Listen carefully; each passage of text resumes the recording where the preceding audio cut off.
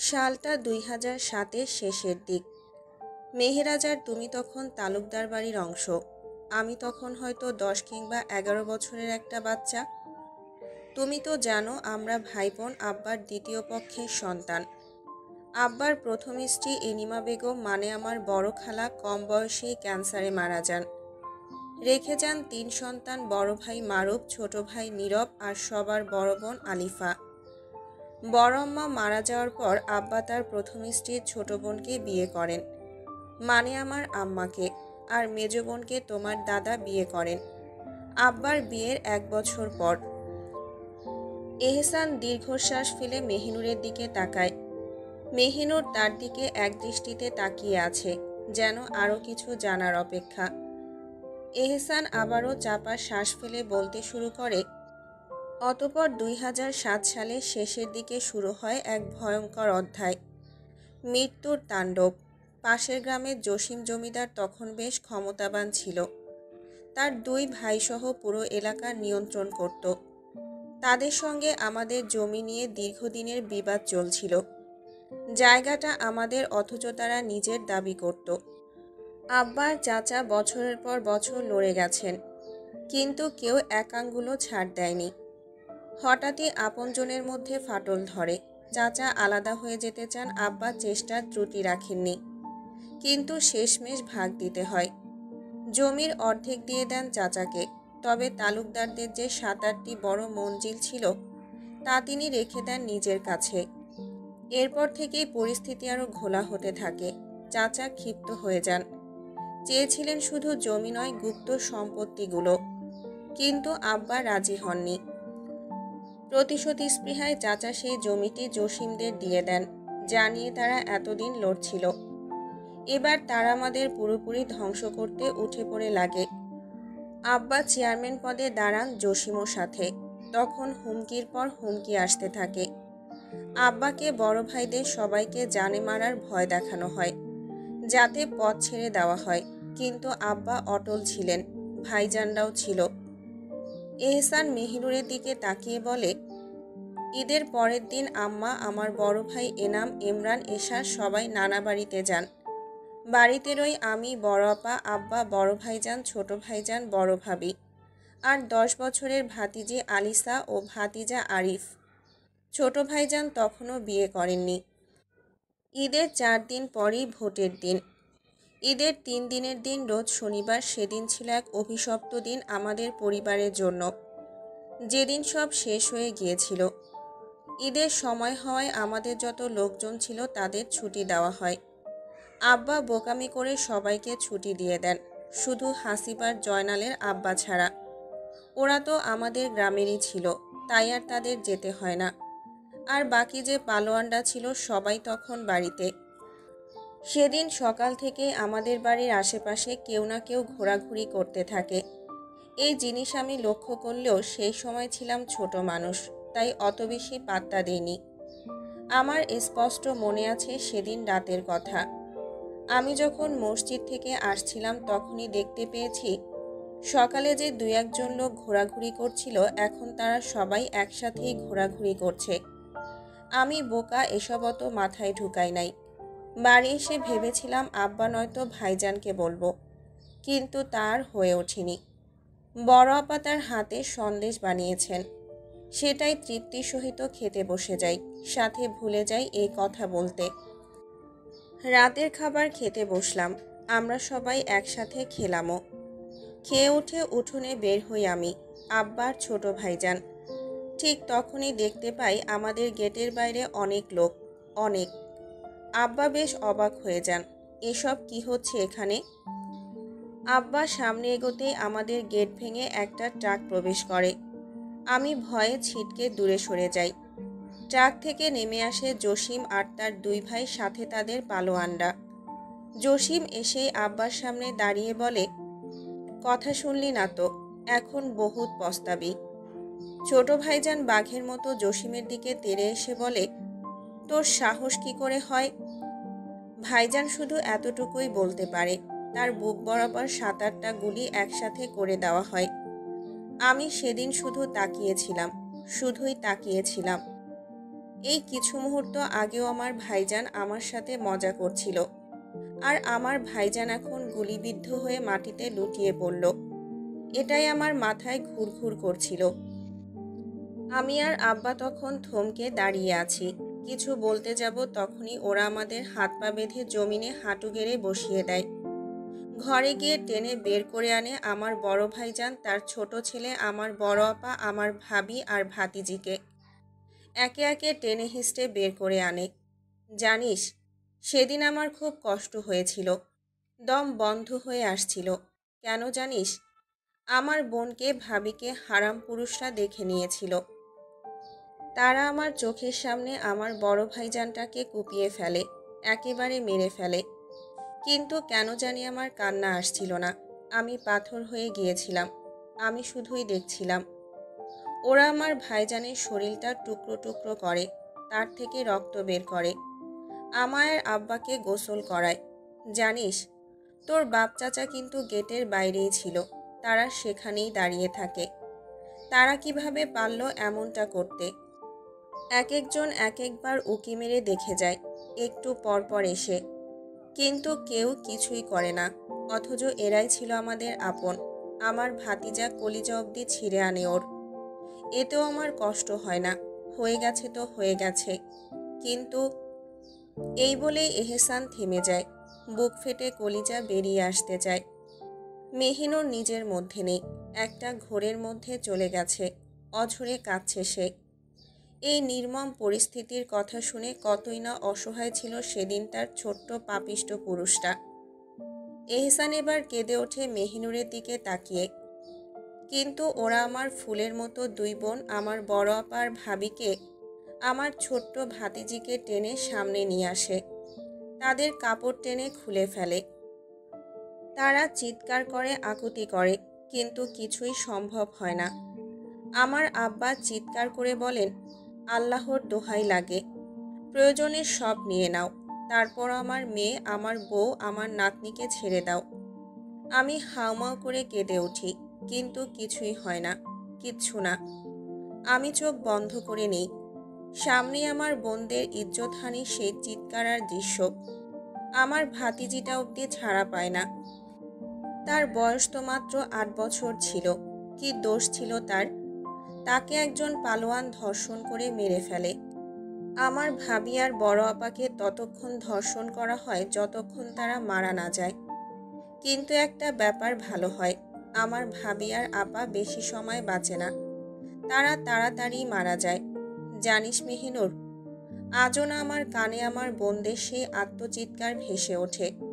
তোর বাপ চাচা চাইলেই বাঁচাতে পারত, চাইলেই পারত, কিন্তু তা করেনি।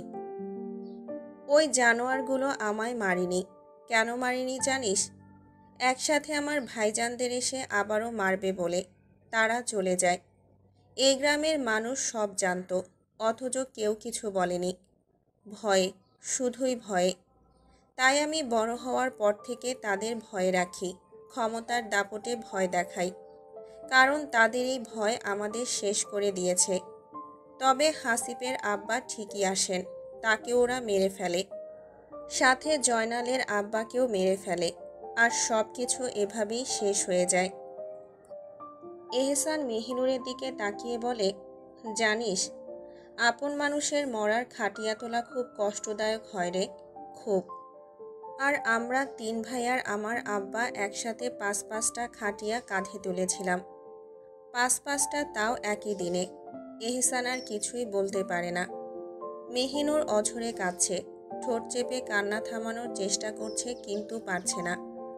ভেতরটা ফেটে যাচ্ছে নিজের বাপ চাচার এমন মির্জাফুরির কথা শুনে।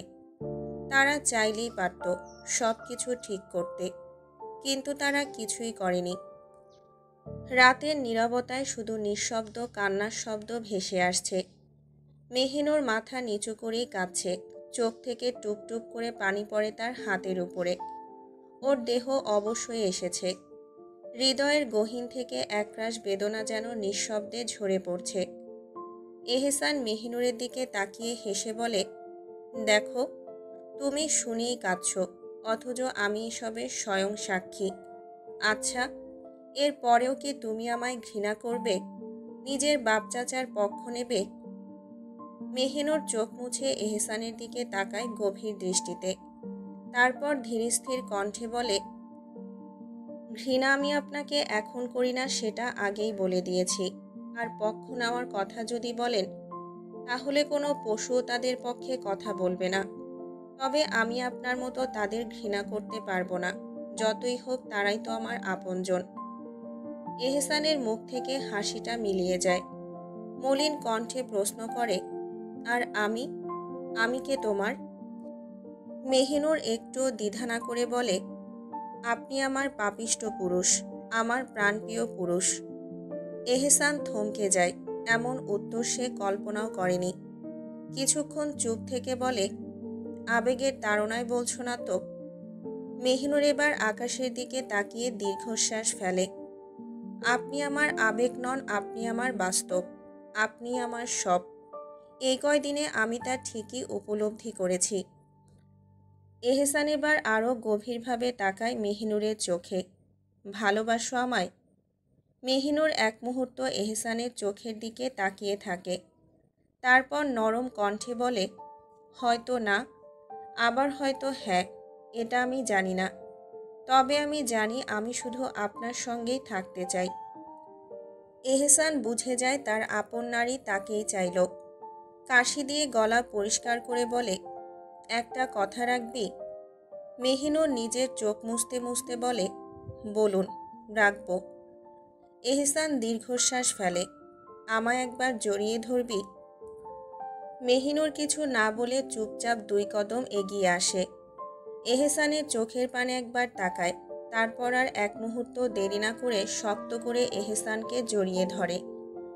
এহসানের বুকের গভীরে মুখ লুকিয়ে ফেলে, যেন সারা জীবনের জন্য লুকিয়ে থাকতে চায় সেখানে।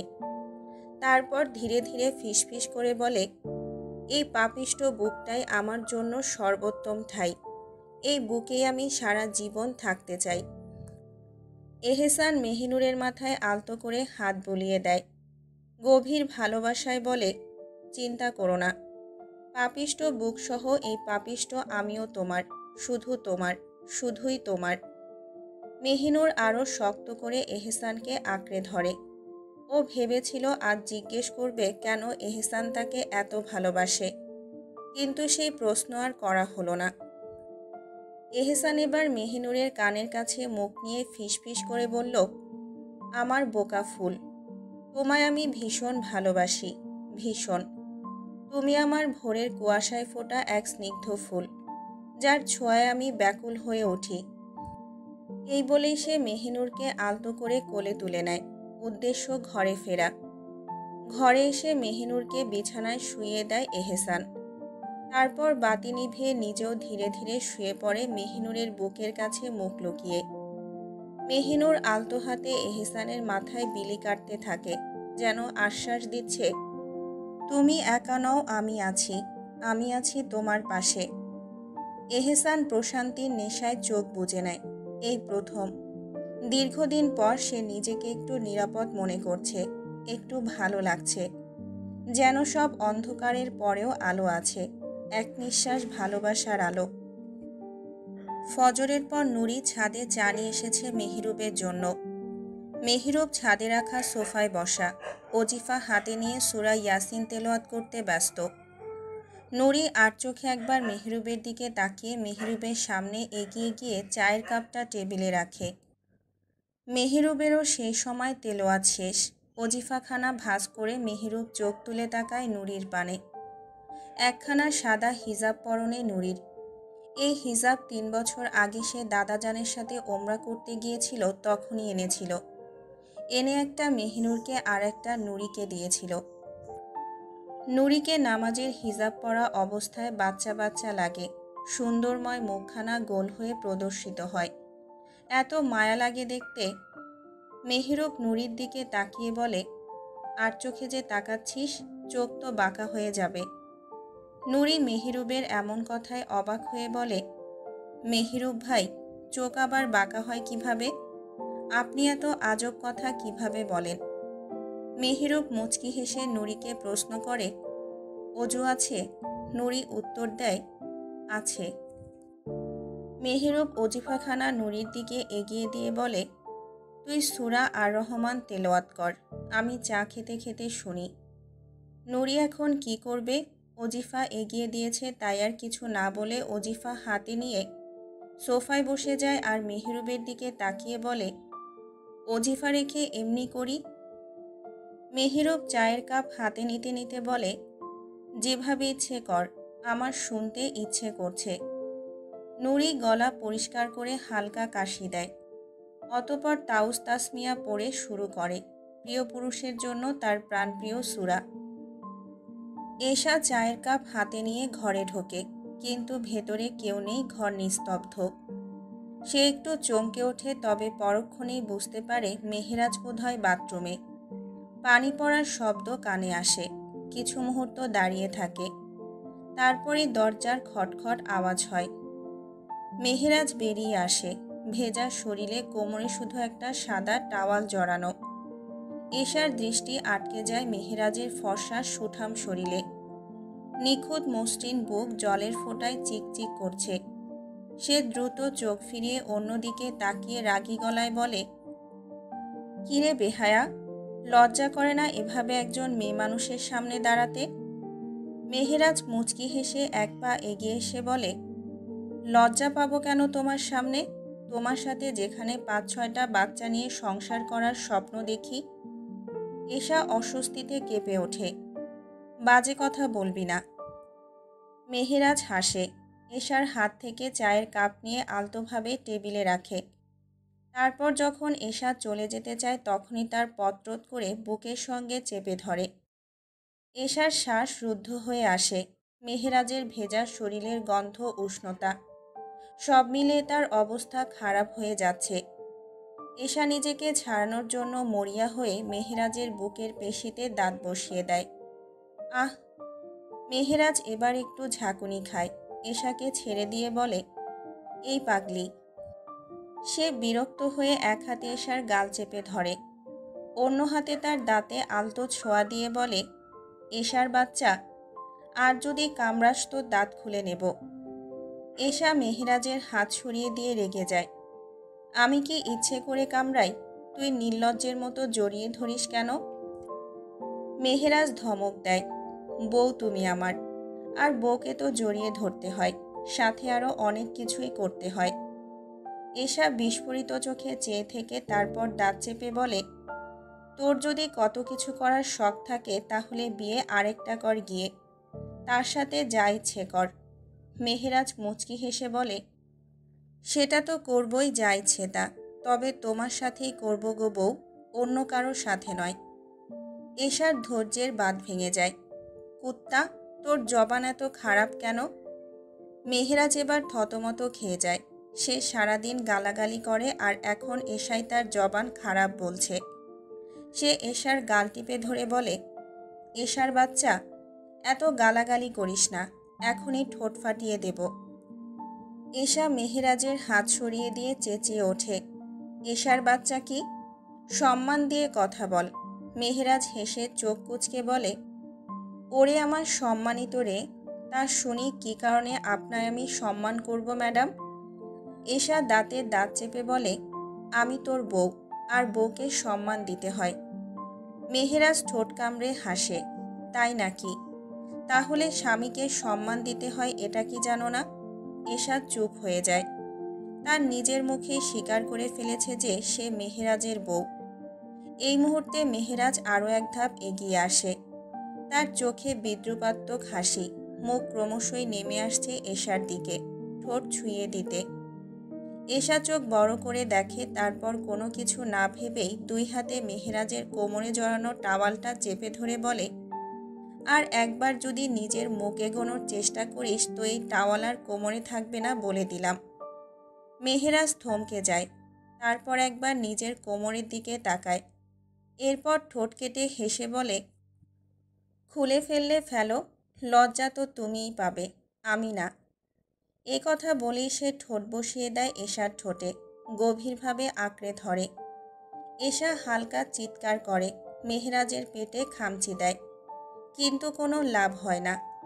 এবার সে সুযোগ বুঝে মেহেরাজের ঠোঁট কামড়ে ধরে ছাড়ানোর জন্য, কিন্তু তাও সম্ভব হয় না। আজ মেহেরাজ ওকে ধরেছে ধরার মতোই, ছাড়ার কোনো নাম নেই।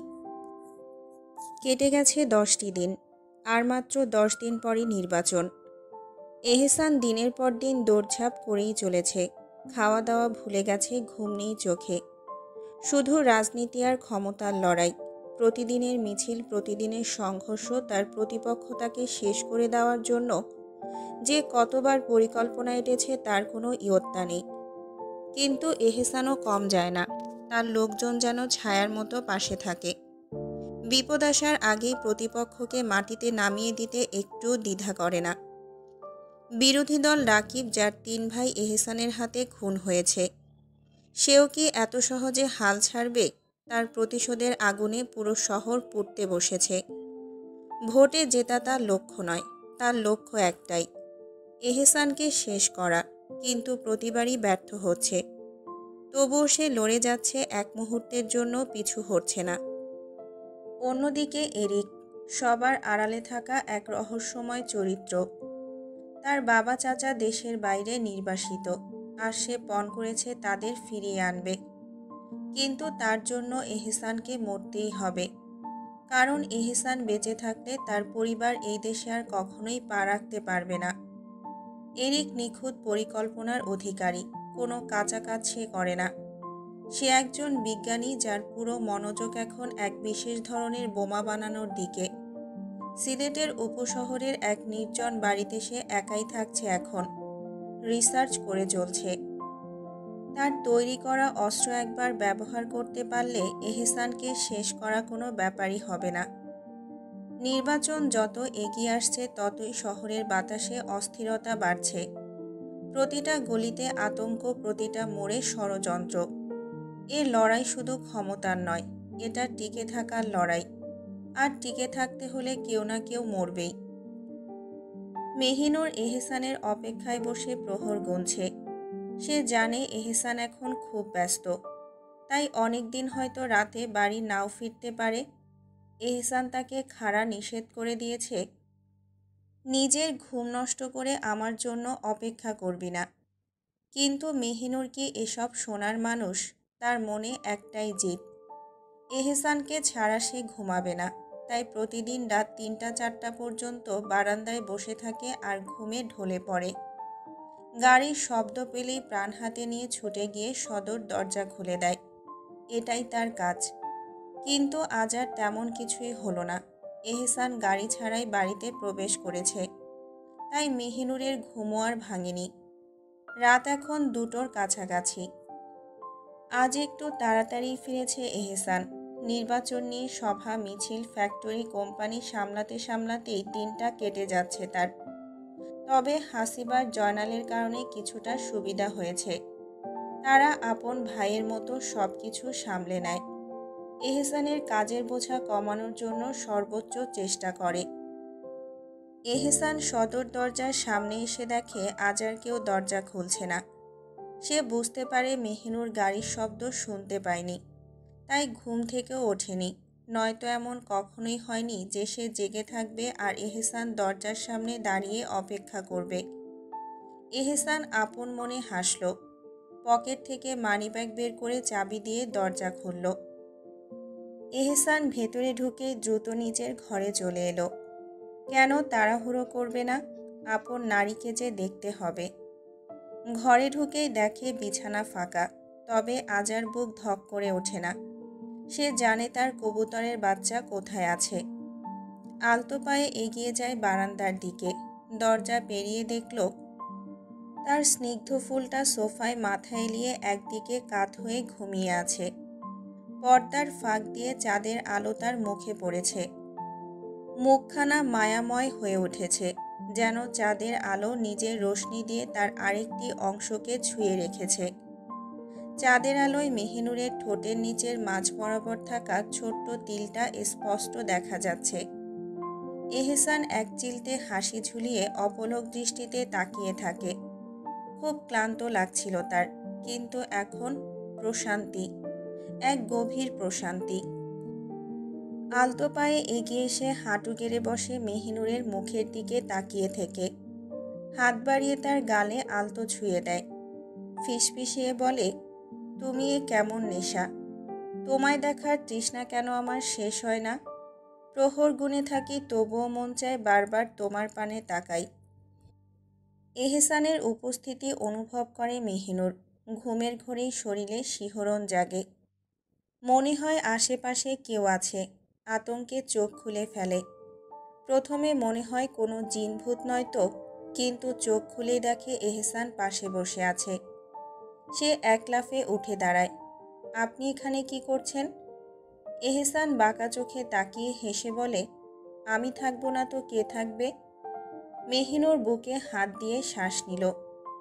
না মানে, আমি তো গাড়ির শব্দ শুনিনি। এহসান হাসল। গাড়ি নিয়ে আসিনি তো। মেহিনুরের মন খারাপ হয়ে গেল। সে তো প্রতিদিন দরজা খুলে দেয়, আজ আর পারল না। ছোট্ট করে বলল, ও। এহসান বুঝতে পারে তার মন খারাপের কারণ। মেহিনুর বেলকনি ছেড়ে চলে যেতে নিলে এহসান হেসে বলল, চলে যাচ্ছ যে, জড়িয়ে ধরবে না আজ? মেহিনুরের পা দুটো থেমে গেল। এই কয়দিনে এটা তার অভ্যেস হয়ে গেছে। এহসান এলেই তার বুকে ঝাঁপিয়ে পড়ে। আপন পুরুষের ঘামের গন্ধমাখা বুকে লেপ্টে থাকাটা তার ভালোই লাগে। সে ধীরে ধীরে ফিরে এলো। এহসানের চোখে চোখ রাখল। কিছু মুহূর্ত তাকিয়ে থেকে আর তাকাতে পারল না। তার ঠোঁটেও হাসি ফুটে উঠল। মেহিনুরের এই হাসি এহসানের কাছে ভয়ঙ্কর সুন্দর। এই হাসির মূল্য পৃথিবীর সমস্ত সম্পদের চেয়েও বেশি। মেহিনুর এসে জড়িয়ে ধরল এহসানকে। এহসানও আপন বুকে তাকে শক্ত করে আগলে নিল। মাথায় হাত বুলিয়ে বলল, বিশ্বাস করো আমার প্রাণপ্রিয় নারী, যখন তোমার এই হাসি দেখি তখন মুহূর্তেই গুলিয়ে যাই তোমাতে আমি। মেহিনুর বুকে মুখ গুজে বলল, হয়েছে আমার কবি পুরুষ, এখন ছাড়ুন, খাবার নিয়ে আসি। এহসান মাথায় হাত বুলিয়ে বলল, না, আজ বাইরে এক সভায় খেয়ে এসেছি। মেহিনুর বলল, ও, তাহলে গোসল করুন। এহসান মুচকি হেসে বলল, আজ রাতে তোকেও ফরজ গোসল করাবো, আমার বাচ্চার মা। মেহিনুর হেসে বলল, আগে যান, নিজে গিয়ে গোসল করুন, পরে আমায় করাবেন। এহসান একখানা লুঙ্গি নিয়ে বাথরুমে প্রবেশ করে। অতঃপর গোসল সেরে বেরিয়ে আসে। এহসান বেরিয়ে আসতেই মেহিনুর বাথরুমে প্রবেশ করে অজু করে আসে। মেহিনুর বাইরে আসতেই এহসান ওকে বলে, এই কয়দিন তুই যদি অসুস্থ না থাকতি তাহলে এতদিনে আমি বাচ্চার বাপ হওয়ার সুখবরটা পেয়েই যেতাম। মেহিনুর বেশ চটে যায় এই কথায়। এহসানের দিকে তাকিয়ে শান্ত গলায় বলে, শুধু সুখবর পেতেন না, বাচ্চা দুনিয়াতে এসে আপনাকে আব্বাও ডেকে নিত। অসভ্য লোক, সব সময় শুধু অসভ্য কথা। এই বলেই মেহিনুর অন্যদিকে চলে যেতে নিলে এহসান মেহিনুরকে পেছন থেকে আটকে ধরে আর ওর গালে মুখ বুজে বলে, জান, তাহলে আজ আমার আব্বা ডাক শোনার স্বপ্নটা পূরণ করে দাও। এই বলে এহসান মেহিনুরের কোমর ধীর হাতে জড়িয়ে ধরে। মেহিনুর খিলখিলিয়ে হেসে ওঠে সুরসুরির কারণে। এহসান আরও শক্ত করে জড়িয়ে ধরে বলে, জান, কিছু তো বলো। মেহিনুর কোনো উত্তর দেয় না। কী বা উত্তর দেবে? সে নিজেও তো চায় এহসানের সঙ্গে একটা সুন্দর সংসার সাজাতে, একজন মুত্তাকি স্ত্রী হয়ে দেখাতে। এহসান মেহিনুরের গালের কাছে মুখ নিয়ে আসে। মেহিনুর লজ্জায় মুখ সরিয়ে নেয়। এহসান হেসে বলে, ওরে আমার লজ্জাপতি লতা পাতা রে, এত লজ্জা তুমি কোথা থেকে পাও? মেহিনুর এটা শুনে লজ্জায় বলে, ইস, দেখি সরুন তো, সব সময় আপনি আমায় লজ্জায় মেরে ফেলেন। এহসান এবার মেহিনুরকে নিজের দিকে ঘুরিয়ে তার গালে আলতো হাত রেখে বলে, আজ সব লজ্জা চলে যাবে। মেহিনুর কিছুই বলে না।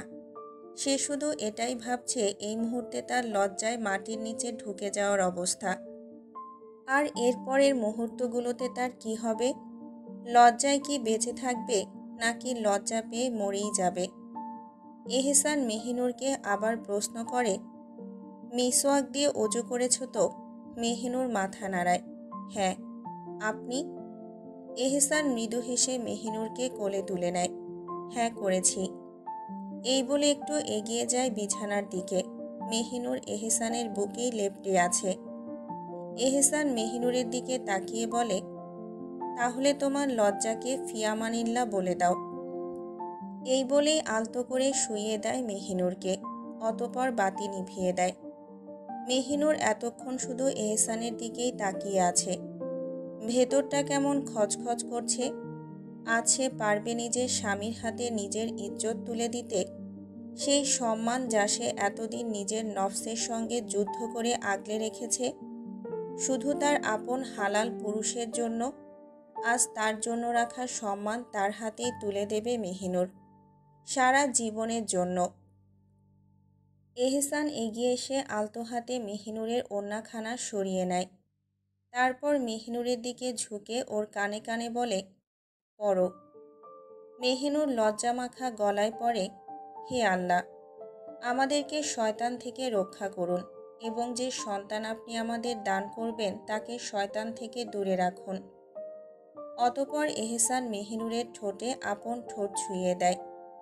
এতদিনেই অধর শুধুই মুখশ্রীতেই স্থান পেয়েছিল, কিন্তু আজই আপন অধরখানা আপন নারীর সমগ্র শরীরে জায়গা করে নিল। সারা ঘর জুড়ে ছড়িয়ে পড়ল এহসানের বেয়াদব নারীর সেই ভয়ঙ্কর সুন্দর লজ্জামাখা খিলখিল হাসি, সঙ্গে সঙ্গে এহসানের মন ভোলানো মুচকি হাসি। দুজনেই পাড়ি জমায় এক সুখে ঘেরা দুনিয়ায়। অনেক মুহূর্ত পর এহসান মেহিনুরের কানের কাছে মুখ নিয়ে এসে বলে, জান, যত নড়াচড়ার কান্নাকাটি করবে ততই তোমার কষ্ট হবে, আমার না। মেহিনুর এহসানের কাঁধে খামচে ধরে বলে, অনেক হয়েছে, এবার ছাড়ুন আমায়। মেহিনুর আর কিছু বলার আগে এহসানুর মুখে এসে পড়া চুলগুলো কানের পাশে গুজে দিতে দিতে বলে, হুম, ধরেছি যেহেতু সেহেতু কোনো ছাড়াছাড়ি নেই। মেহিনুর জেদ করে বলে, না ছাড়লে আমি কিন্তু চিৎকার করব। এহসান মুচকি হেসে বলল, সেটা তো করছই এতক্ষণ ধরে।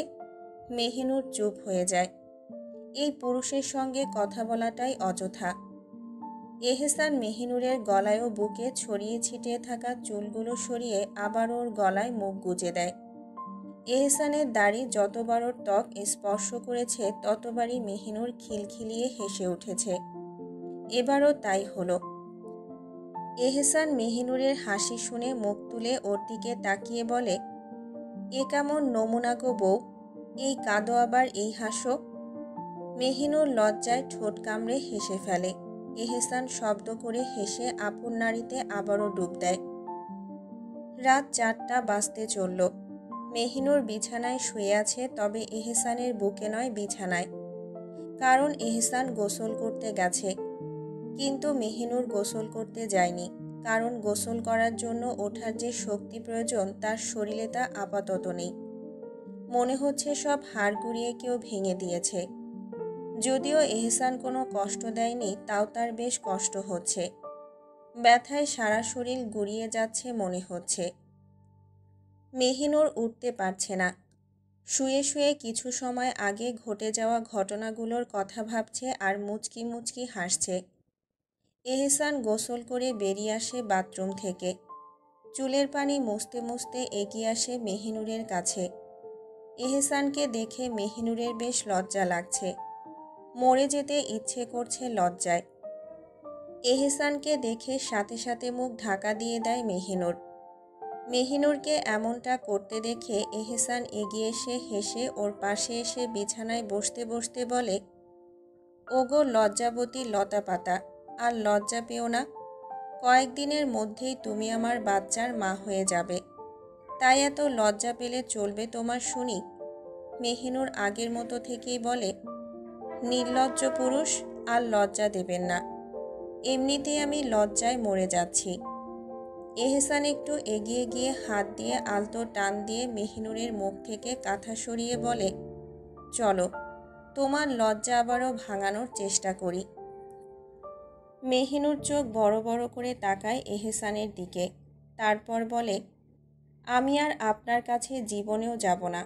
এহসান অবাক হয়ে বলে, কেন গো বউ, আমার দেওয়া ডোজ কি তোমার পছন্দ হয়নি? মেহিনুর এবার একটু রেগে গিয়ে বলল, কি করেছেন আপনি আমার সাথে? মনে হচ্ছে কেউ শরীরের সব হাড়গোড় ভেঙে দিয়েছে। এহসান ঠোঁট কামড়ে হেসে বলে, কি করেছি? চলো তো আবার করে দেখাই। এহসানের এমন কথায় মেহিনুর অন্যদিকে চোখ নিয়ে বলে, অসভ্য পুরুষ। ফের চোখ ঘুরিয়ে এহসানের পানে তাকায়। গায়ে গেঞ্জি নেই, একখানা লুঙ্গি পরেছে। এলোমেলো চুল থেকে এখনো পানির ফোঁটা পড়ছে। মেহিনুর আজ মন ভরা দৃষ্টিতে তাকিয়ে থাকে এহসানের পানে। আজ আর তার লজ্জা লাগছে না, আর না দ্বিধা লাগছে এহসানের পানে তাকাতে।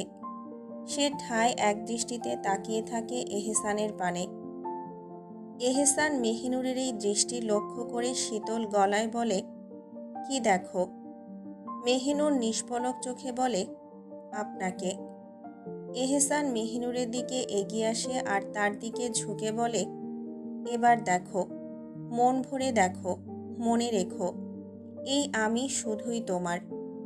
মেহিনুর আলতো হাত তুলে এহসানের গালে নিজের দুই হাত রাখে আর বলে, আমি কল্পনাও করিনি কোনোদিন আপনার মতো ভয়ঙ্কর সুন্দর পুরুষ আমার তকদিরে আল্লাহ লিখে রাখবে। এই বলে মেহিনুর হালকা মাথা তোলে। বালিশ থেকে এহসানের কপাল নিজের ঠোঁটে ছুঁয়ে দেয়। এহসান আবেশে চোখ বুজে নেয়।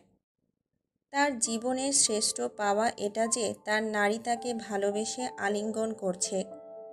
মেহিনুর আবারও বালিশে মাথা রেখে মুখ ভার করে বলল, আমি তো উঠতেই পারছি না, ভেবেছিলাম তাহাজ্জুদ পড়ব। এহসান মেহিনুরের কথায় ওর থেকে চোখ সরিয়ে ঘড়ির দিকে তাকিয়ে বলে, ফজরের আজান 5:30-এ শুরু হয়, আর এখন 4:20, তাই পড়তে পারবো।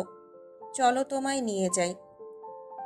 এই বলে এহসান মেহিনুরের উপরের কাঁথা সরিয়ে নিল। মেহিনুর আঁতকে উঠে তা আঁকড়ে ধরে বলল, এই কি করছেন? আমার শরীরে একটা কাপড়ও নেই, ছাড়ুন বলছি, আমি উঠে যাব। এহসান মেহিনুরের এমন কথা শুনে হাসতে হাসতে বলল, এত কিছুর পরও এত লজ্জা কোথা থেকে পাও তুমি? মেহিনুর হালকা রাগী গলায় বলে, আমি যেখান থেকে খুশি সেখান থেকে পাই, সেটা আপনার জানার প্রয়োজন নেই। এই কাঁথাসহ যদি পারেন আমায় নিয়ে যেতে তো নিয়ে যান, নয়তো চুপচাপ বসে থাকুন। এহসান আর কিছুই বলে না, মুচকি হেসে উঠে দাঁড়ায়। তারপর কাঁথাসহই মেহিনুরকে নিয়ে বাথরুমের বাথটবে শুয়ে দেয় আর বলে, আমি কাপড় দিচ্ছি। এই বলে কক্ষে চলে আসে এবং একটা খয়েরি রঙের 3 পিস বাথরুমে রেখে আসে। এহসান চলে যাওয়ার পর মেহিনুর নিজের লজ্জা নিজে গিলে খায়। অনেক কষ্টে গোসল সেরে নেয়। তার বেশ কষ্ট হচ্ছিল, সারা শরীরে ব্যথা করছে। এই ব্যথা এখন তীব্র থেকে তীব্র হচ্ছে। মেহিনুর গোসল করে অজু করে ধীর পায়ে বেরিয়ে আসে বাথরুম থেকে। এসে দেখতে পায় এহসান বিছানার বালিশ গুছিয়ে রাখছে। এহসান বিছানার চাদর সহ সব পাল্টে দিয়েছে। মেহিনুর হালকা হেসে ওঠে যে তার পুরুষ তার সব দিক দিয়েই খেয়াল রাখে। মেহিনুরকে বেরিয়ে আসতে দেখে এহসান মেহিনুরের পানে তাকায়। সেই সব সময়ের মতোই তার দুনিয়া থমকে যায়। আপন নারীর সামনে দাঁড়িয়ে আছে, ভেজা চুল থেকে টুপটুপ করে পানি গড়াচ্ছে। মুখশ্রীতে পানি লেগে আছে, মনে হচ্ছে মুক্তা ঝরছে। এহসান মেহিনুরের দিকে এগিয়ে যায়। মেহিনুরের সামনে এসে হালকা মাথা ঝুঁকিয়ে বলে, জান, বেশি কষ্ট হচ্ছে? মেহিনুর মাথা নাড়ে, হ্যাঁ, খুব বেশি। এহসান মেহিনুরের গাল আলতো করে ছুঁয়ে বলে, চিন্তা করো না, সব ঠিক হয়ে যাবে, চলো নামাজ পড়ি। মেহিনুর এহসানের পানে তাকায়। এবার সে স্পষ্টভাবে দেখতে পায় যে খাবলি এসে এহসানের শরীর কিভাবে ক্ষতিগ্রস্ত করেছে। ফর্সা শরীরে লাল খামচির দাগ স্পষ্ট। মেহিনুর এহসানের কাঁধের একটা খামচির দাগে হাত বুলিয়ে বলে, ইস, কি করেছি আমি আপনার শরীরে? এহসান মেহিনুরের মুখের দিকে তাকিয়ে হেসে বলে, তুমি যদি নিজ হাতে আমায় মেরেও ফেলো তাও আমি খুশি খুশি সেই মরণকে মেনে নেব, কোনো অভিযোগ করব না। মেহিনুরের কলিজা খচখচ করে। এই কথায় সে মনে মনে বলে, মাবুদ, এমন পরিস্থিতি যেন আমার স্বপ্নেও না আসে। এহসানকে বলে, যান, অজু করে আসুন, নামাজ পড়বেন না? এহসান মুচকি হেসে বাথরুমের দিকে পা বাড়ায়, উদ্দেশ্য অজু করা।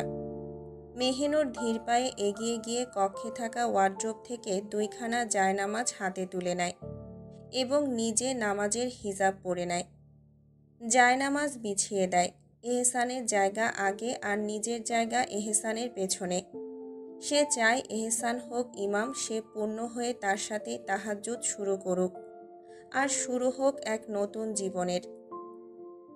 এহসান অজু করে বেরিয়ে আসে, অতঃপর টুপি মাথায় পরে আলতো হেসে জায়নামাজে দাঁড়ায় এবং নিজের আপন নারীর সাথে তাহাজ্জুদ শুরু করে আল্লাহর সন্তুষ্টি লাভের আশায়। কিন্তু 8 রাকাত নামাজ পড়ে মোনাজাত করে মেহিনুরের শরীরে আর কুলায় না। সে জায়নামাজেই শুয়ে পড়ে। শরীর অবশ হয়ে গেছে, তার মনে হচ্ছে জ্বর আসবে। এহসান মেহিনুরকে শুয়ে যেতে দেখে মেহিনুরের মাথার কাছে এসে বসে। নিজের কোলে মেহিনুরের মাথা তুলে ওর মাথায় হাত বুলিয়ে দিতে দিতে বলে, ঔষধ দেব কি? মেহিনুর চোখ বন্ধ করে উত্তর দেয়, না, চা খেয়ে নেব। এহসান মেহিনুরের গালে হাত বুলিয়ে দিতে দিতে বলে, তেলাওয়াত শোনাবো কি? মেহিনুর চোখ বুজে আলতো হেসে বলে, হ্যাঁ। এহসান অনুমতি পেয়ে নিজের গলায় যত সুর আল্লাহ তাকে দান করেছেন তার টেনে তাউস পড়ে নেয় এবং সূরা ইয়াসিন তেলাওয়াত করতে শুরু করে। কেটে গেছে আরও 3টি দিন।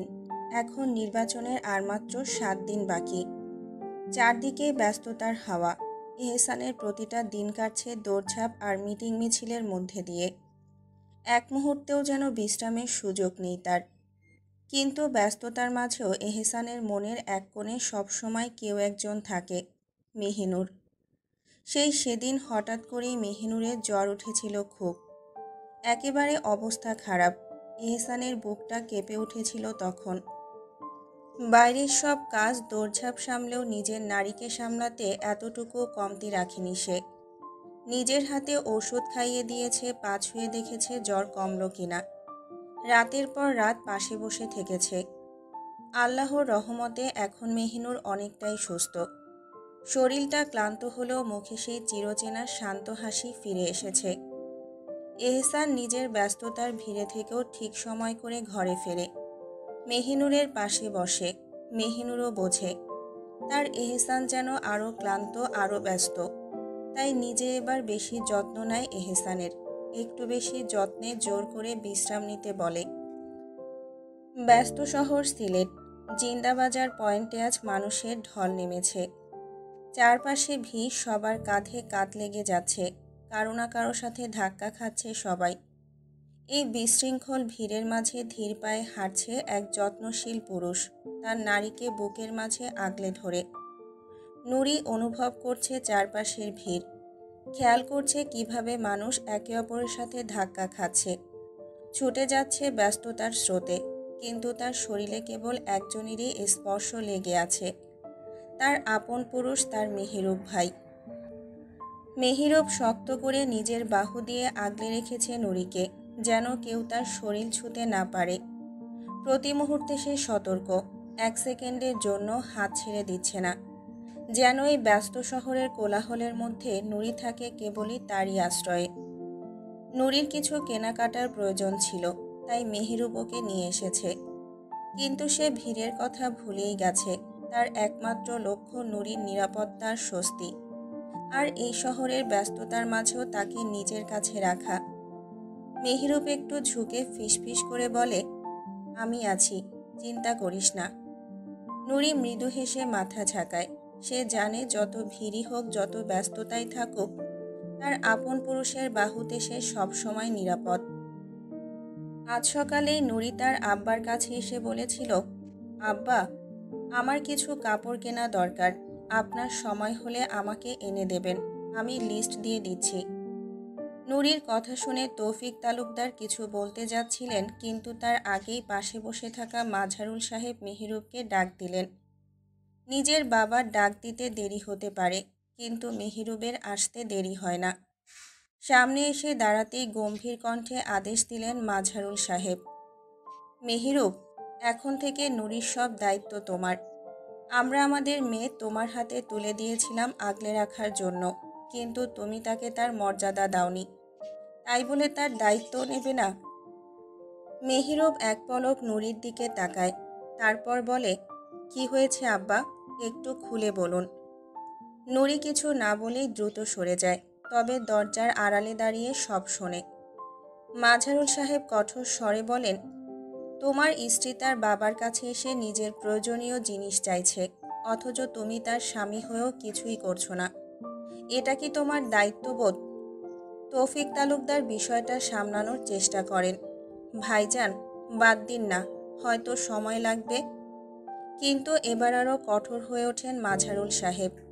তুই চুপ থাক, তোর জন্যই আমার ছেলে এত সাহস পেয়েছে। যখন বলেছিল নুরিকে স্ত্রী হিসেবে মানি না, তখনই বলেছিলাম ওকে ওর খালাতো ভাইয়ের সাথে বিয়ে দিয়ে দেই, অন্তত ভালো থাকতো। কিন্তু তুই বললি সব ঠিক হয়ে যাবে, কই ঠিক হলো?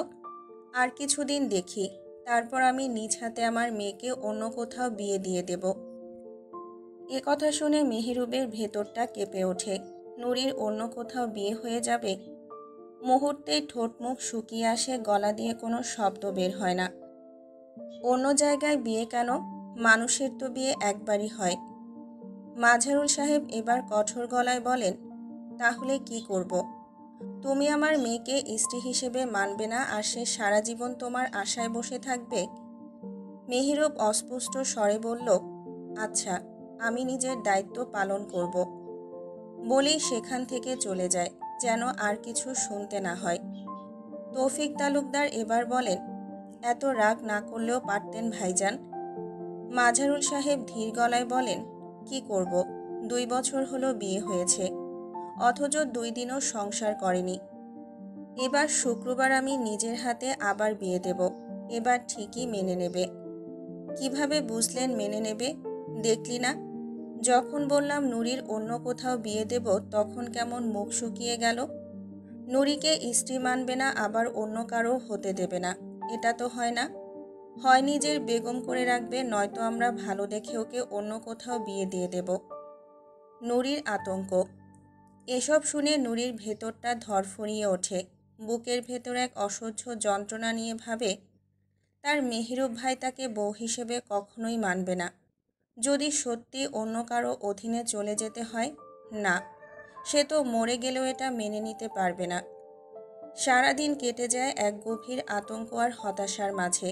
যদি মেহেরুব স্বীকার না করে, তবে তো সে শেষ, বাঁচতে পারবে না অন্য কারো হয়ে।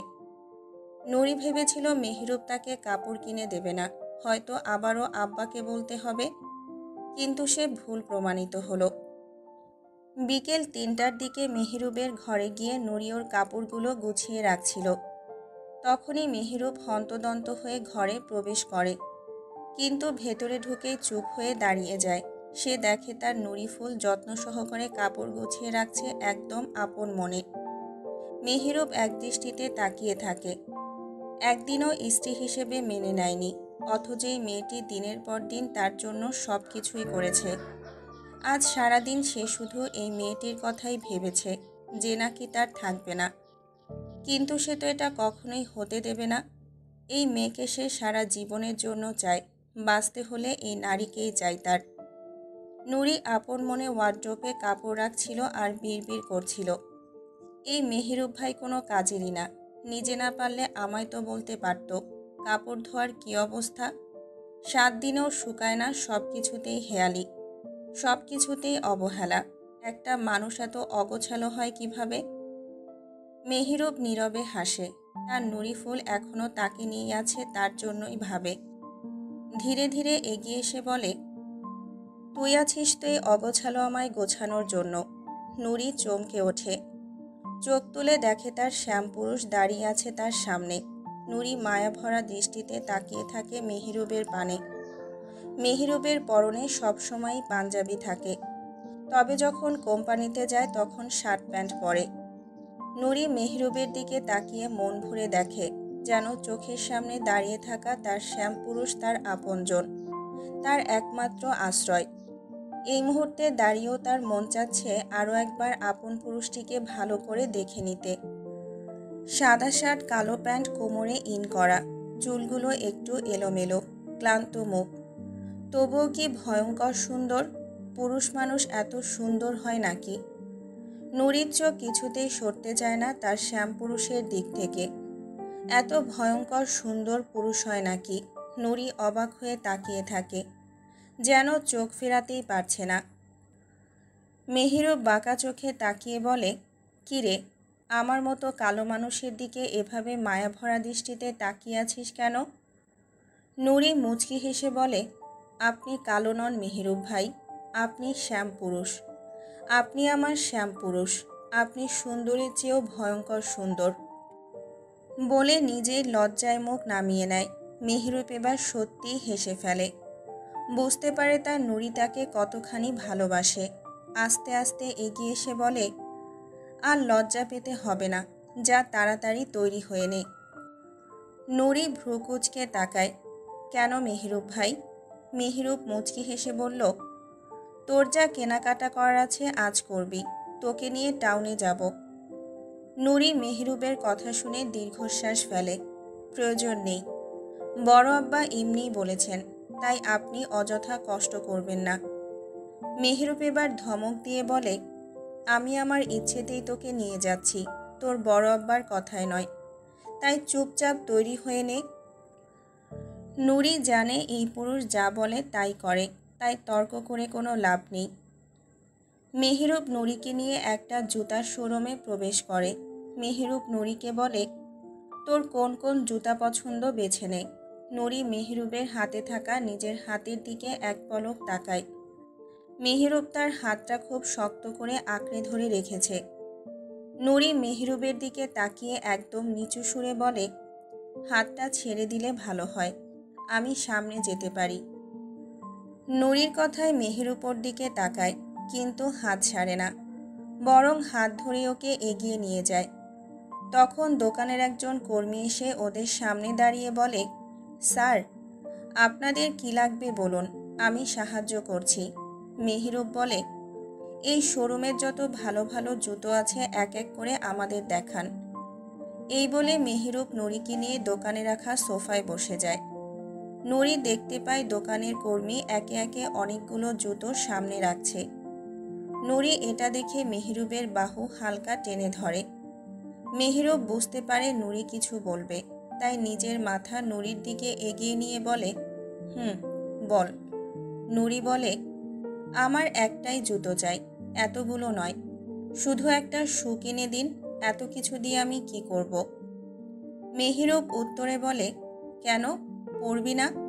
নুরি বলে, আরে, আমি তো এই জুতো পরে বাইরে যাই না, আমি তো শু পরে মাদ্রাসায় যাই, একটা ভালো শু হলেই হবে, এত কিছুর প্রয়োজন নেই। মেহেরুব নুরির কথা শুনে দোকানের কর্মীর দিকে তাকিয়ে বলে, একটা কাজ করুন, যত শুয়ের কালেকশন আছে সব দেখান। কর্মী মাথা নাড়িয়ে বলে, আচ্ছা স্যার। দোকানের কর্মী একে একে অনেক দামি শু ও জুতো তাদের সামনে রাখেন। মেহেরুব নুরিকে উদ্দেশ্য করে বলে, দেখ কোনটা পছন্দ হয়, যেগুলো পছন্দ হবে পায়ে পরে দেখে নে। নুরি আলতো পায়ে উঠে গিয়ে একখানা সাদাসিধা কোনো ডিজাইন ছাড়া কালো শু হাতে তুলে নেয়।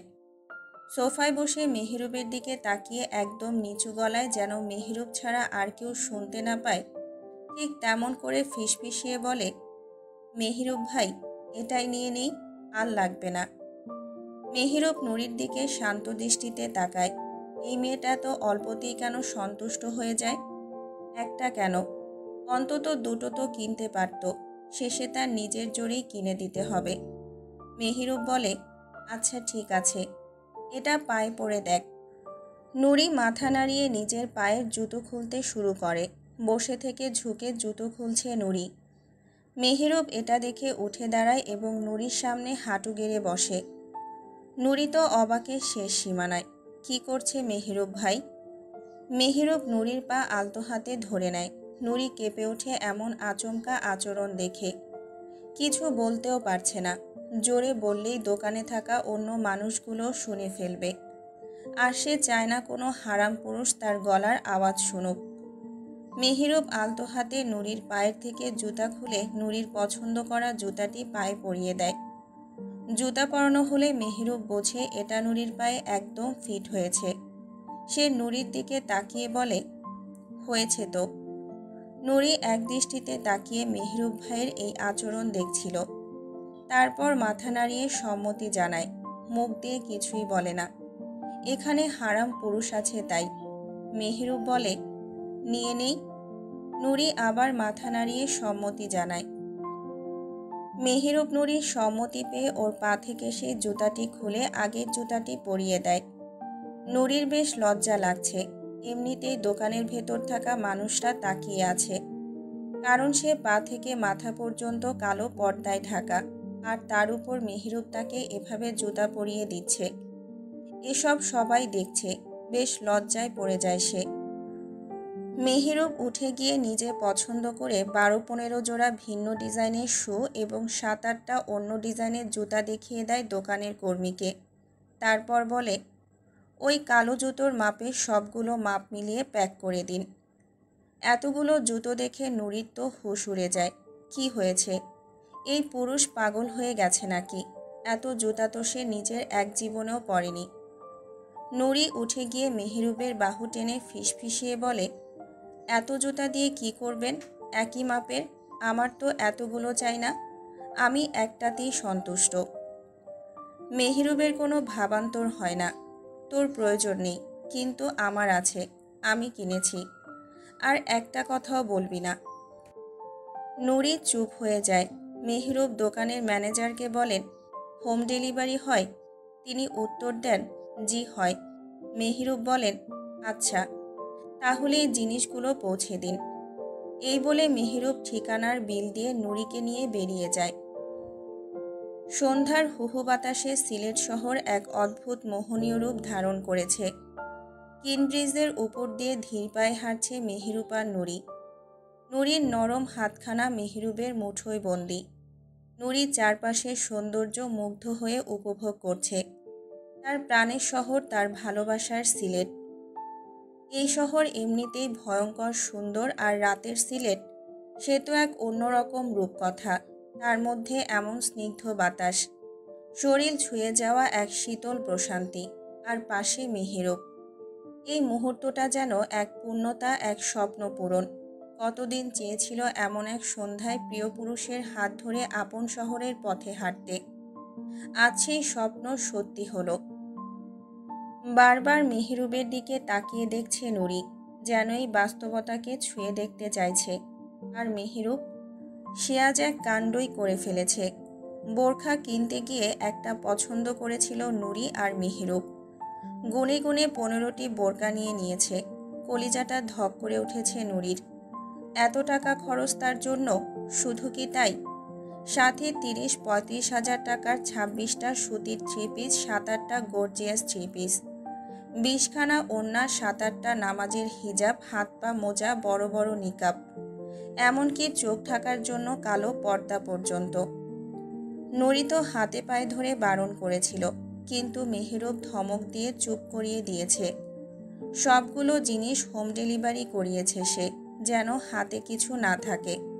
শুধু থাকে নুরির হাত, আর কিছুটা সময় তার সাথে কাটানোর সুযোগ। মেহেরুব মুচকি হেসে বলে, এভাবে বারবার কি দেখছিস? নুরি আলতো গলায় ফিসফিস করে, আপনাকে। ভ্রু কুঁচকে মেহেরুব বলে, আমি এত সুন্দর? নুরি হাসে, জানি না, তবে আমার চোখে আপনি সবচেয়ে সুন্দর। আমার চোখ, আমার অন্তর সুন্দর পুরুষ বলতে শুধু আপনাকেই চেনে। মেহেরুব চুপ করে যায়। এই মেয়েটা এত গুছিয়ে কথা বলে যে তার অন্তর শীতল হয়ে যায়। তারপর হঠাৎই জিজ্ঞেস করে, পছন্দ করিস আমায়? নুরি থমকে যায়। কি বলবে? কিছু না বলায় মেহেরুব আবার বলে, কিরে, চুপ করে আছিস কেন? অবশেষে সত্যিটাই স্বীকার করে নেয় নুরি। হ্যাঁ, পছন্দ করি, খুব পছন্দ করি। আমার পছন্দের সমাবেশে আপনিই প্রথম, আর আপনিই শ্রেষ্ঠ। মেহরুবের ঠোঁটের কোণে এক চিলতে হাসি খেলে যায়। তুইও ধীরে ধীরে আমার পছন্দের সমাবেশে শ্রেষ্ঠ হয়ে উঠছিস। নুরি খিলখিলিয়ে হেসে ওঠে, কিন্তু সাথে সাথে মেহরুব চাপা গলায় বলে, হুস, এখানে এভাবে হাসিস না। তোর হাসির শব্দের সাক্ষী শুধু আমিই হতে চাই, অন্য কেউ নয়। নুরি মাথা নাড়িয়ে মেহরুবের বাহু আঁকড়ে ধরে, আকাশের দিকে তাকিয়ে বলে, জানেন মেহরুব ভাই, কি আপনি সন্ধ্যার মেঘমুক্ত আকাশের মতোই ভয়ঙ্কর সুন্দর। মেহরুব মুচকি হেসে বলে, নুরি ফুল, আমার মতো তুচ্ছ পুরুষকে এত উঁচুতে নিস না। নুরি মেহরুবের চোখে চোখ রেখে বলে, আপনি আমার চোখে তুচ্ছ পুরুষ নন, বরং আপনি আমার চোখে সবচেয়ে শ্রেষ্ঠ।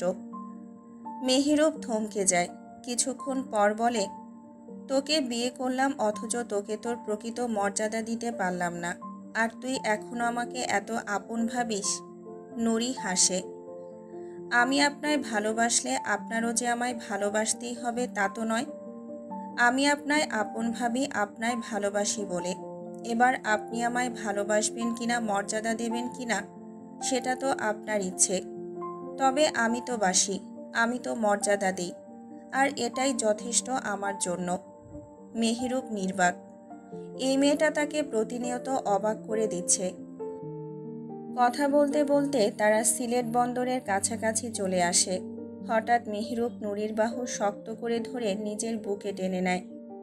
কেউ যেন তাকে স্পর্শ করতে না পারে, তার ব্যক্তিগত নারীকে। নুরি একরাশ সুখ নিয়ে মেহরুবের বুকে মুখ গুজে দেয়। আজকের দিনটা তার জীবনের সবচেয়ে উষ্ণ, সবচেয়ে সুন্দর, সবচেয়ে উজ্জ্বল একটা দিন। মেহেরাজের ঘুম আজকাল প্রশান্তি খুঁজে পায় এক জায়গাতেই, এশার বুকের ওমে। এই কদিনে যেন এটাই তার নিত্যদিনের অভ্যেস হয়ে গেছে।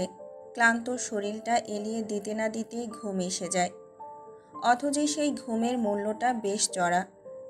এশার ধমক, খোঁচা, মাঝে মাঝে লাথিও জোটে ভাগ্যে।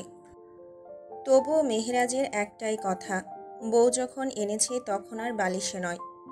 বউয়ের বুকেই ঘুমাবো বাকি জীবন। এতে বউ উষ্টা মারুক, লাথি দিক, গালি দিক, আমি কিছুতেই বউয়ের আঁচল ছাড়ব না। আজ আসরের নামাজের আগে হাসপাতাল থেকে ফিরেছে মেহেরাজ। সিলেট মাউন্ট এডোরা হাসপাতালের সিনিয়র ডাক্তার হিসেবে নিযুক্ত আছে। দেশ ছেড়ে থাকাটার ভালো লাগছিল না তার। কানাডার হাসপাতাল থেকে রিজাইন দেওয়ার আপিলও করে ফেলেছে। এবার সে দেশেই থাকবে, এশার কাছেই থাকবে, এটাই তার প্রতিজ্ঞা। আজকের দিনটা ছিল কঠিন। টানা 3 ঘন্টার অপারেশনের ধকল শেষে ক্লান্ত দেহটা যেন বিদ্রোহ ঘোষণা করেছিল। বাড়ি ফিরেই গোসল সেরে আসরের নামাজ পড়ল। খাওয়া দাওয়া শেষ করে একদম সোজা ঘরে ঢুকে পড়ে। ঘরে ঢুকতেই দেখে এশা জায়নামাজে বসে আছে, চোখ বন্ধ, যেন গভীর কোনো ভাবনায় নিমগ্ন। মেহেরাজ জানে নামাজের পরপরই এশা একটু সময় চুপচাপ বসে থাকে, কিন্তু আজকের ক্লান্তিটা এতটাই প্রবল যে সে কোনো কিছু না ভেবে এগিয়ে গেল। কোনো কিছু না বলে, একটু অনুমতি না নিয়ে জায়নামাজ থেকে এশাকে কোলে তুলে নিয়ে বিছানায় এনে বসিয়ে দিল মেহেরাজ। আচমকা এমন ঘটনায় এশা খেপে গিয়ে উঠে বলে, সমস্যা কি? সারাদিন ক্লান্ত হয়ে বাড়ি ফিরে বিশ্রাম না নিয়ে আমায় খোঁচাচ্ছ কেন? মেহেরাজ নির্লিপ্তভাবে মাথা থেকে টুপিটা খুলে পাশে রাখল। তারপর লুঙ্গিটা গুছিয়ে বিছানায় আরেকটু ভালোভাবে উঠে বসে বলল, তোমার বুকে মাথা রাখলেই আমার বিশ্রাম হয়ে যাবে। এই বলে আর বিন্দুমাত্র দেরি না করে এশার মাথা বালিশে ফেলে দিল। তারপর নিজে গিয়ে ওর বুকের কাছে মুখ গুজে দিল। চোখ বুজতেই যেন ক্লান্তির সমস্ত ভার মুছে যেতে লাগলো, যেন সারাটা দিন সে শুধুই এই মুহূর্তটার অপেক্ষায় ছিল। 2 হাত বাড়িয়ে এশার কোমরে শক্ত করে জড়িয়ে ধরল, যেন আর কখনোই ছেড়ে যাবে না। এশা মেহেরাজের কাঁধে হাত রেখে ধাক্কা দিয়ে বলল, আরও শক্ত করে জড়িয়ে ধর, এমনভাবে ধর যাতে আমার সারা শরীরের হাড় গুঁড়ো গুঁড়ো হয়ে ভেঙে যায়, আর আমি উপরে চলে যাই। মেহেরাজ ওর বুকে মুখ গুজেই ফিসফিস করে বলল, না গো বউ, এটা কি করে হয়? তুমি উপরে চলে গেলে তোমার সাথে যে আমার না হওয়া 4-4টে বাচ্চাও চলে যাবে। মেহেরাজের কথা শুনে এশা দাঁত চেপে বলল, তোর এই অসভ্য জবানে শুধু জুতোর বাড়ি পড়ুক, আর কিছুই না। মেহেরাজ আগের মতোই ফিসফিস করে হেসে বলে, সে তো তুমি আমায় দিনে 100 বারই জুতো দিয়ে মারো। মুখ দিয়ে তার বলতে। এশা নিজের হাতের আঙুল মেহেরাজের চুলের ফাঁকে ডুবিয়ে দিয়ে বলে, যদি ঘুমাতে হয় তো চুপচাপ ঘুমা, নয়তো উঠে যা। মেহেরাজ এশার নরম হাতের ছোঁয়া নিজের চুলে পেতেই সাথে সাথে চোখ বুজে নেয়। একটা কথাও বলে না আর চুপচাপ ঘুমিয়ে যায়। মাগরিবের সময় হতে চলল, কিন্তু মেহেরাজের ওঠার কোনো নামগন্ধ নেই। এশা মেহেরাজকে বেশ কয়েকবার ধাক্কা দিয়ে বলে, মেহেরাজ, ওঠো, এটা ঘুমের সময় নয়, এখন নামাজের সময়। মেহেরাজের ঘুম হালকা ভেঙে যায়। মেহেরাজ মুখ তুলে এশার দিকে তাকিয়ে বলে, আজান হয়ে গেছে? এশা উত্তর দেয়, হয়নি, একটু পরেই হয়ে যাবে। মেহেরাজ এশার উত্তর শুনে ছোট্ট করে ও বলে, যেই না আবারও শুতে যাবে তখনই চোখ পড়ে এশার মুখশ্রীর দিকে। মেহেরাজ আর চোখ ফেরাতে পারে না নিজের বউয়ের দিক থেকে। এশার মুখের দিকে অপলক দৃষ্টিতে তাকিয়ে থাকে। এশার কপালে ও গলায় ছড়িয়ে ছিটিয়ে থাকা চুলগুলো সরিয়ে দেয় আলতো হাতে। তারপর এশার মুখের সামনে নিজের মুখ নিয়ে এসে ওর চোখে চোখ রেখে এক দৃষ্টিতে তাকিয়ে থাকে। এশা মেহেরাজের এমন শান্ত আচরণে একদমই স্থির হয়ে যায়। এক দৃষ্টিতে সেও তাকিয়ে থাকে মেহেরাজের দিকে। মেহেরাজ আলতো হেসে বলে, আমার প্রিয় অর্ধাঙ্গিনী, আমার প্রিয় শ্যামবতী, তোমায় আমি ভীষণ ভালোবেসে ফেলেছি, ভীষণ। তুমি আমার শ্যামবতী। এশা মেহেরাজের কথা শুনে এক দৃষ্টিতে শুধু তাকিয়ে থাকে ওর দিকে। মেহেরাজ এশার গালে আলতোভাবে নিজের হাত ছুঁয়ে বলে, জানো, যবে থেকে তোমার জন্য কবুল বলেছি তবে থেকে তোমার প্রতি এক অন্তহীন ভালোবাসার সৃষ্টি হয়েছে। জানো শ্যামবতী, তোমায় প্রথম দেখি আমি তোমার জন্য পাগল হয়ে গেছি। এখন তো তুমি ছাড়া কিছুই ভাবতে পারি না। একটু থেমে যায় মেহেরাজ। এশা আগের মতোই ওর দিকে তাকিয়ে আছে। মেহেরাজ আবারও বলে, আমার সবটা জুড়ে আজ শুধু তোমার বিচরণ। তোমায় ছাড়া আমি নিজের কাছে নিজেই অসহায়। তুমি প্রাণনেশা হয়ে গেছো। এশা এগুলো শুনে কিছু মুহূর্ত চুপ থাকে। তারপর কথা ঘুরিয়ে বলে, তাড়াতাড়ি ওঠো, এই অবেলায় দরজা বন্ধ করে আমরা ঘরে বসে আছি। বাড়ির সবাই কি ভাববে? মেহেরাজ এশার গলায় মুখ গুজে দিতে দিতে বলে, কি আর ভাববে? হয়তো ভাববে তোমায় নিয়ে অন্য জগতে পাড়ি দিয়েছি। এশা রেগে গিয়ে বলে, ইবলিশ, আজ তো একটা ইবলিশ। তুই সব সময় শুধু এই ইবলিশগিরি নিয়ে থাকিস কেন? মেহেরাজ শব্দ করে হেসে ওঠে শুধু, আর কিছুই বলে না। এশা এবার বিরক্ত হয়ে বলে, নিজের এত বড় দামড়া শরীর নিয়ে এসে ঘুমিয়ে যাও আমার এই ছোট্ট শরীরের উপর। একটুও কি বিবেক নেই যে আমার কষ্ট হয় কিনা? মেহেরাজ ফিসফিসিয়ে বলে, জান, এসব টুকটাক কষ্ট মেনে নিতে হয়।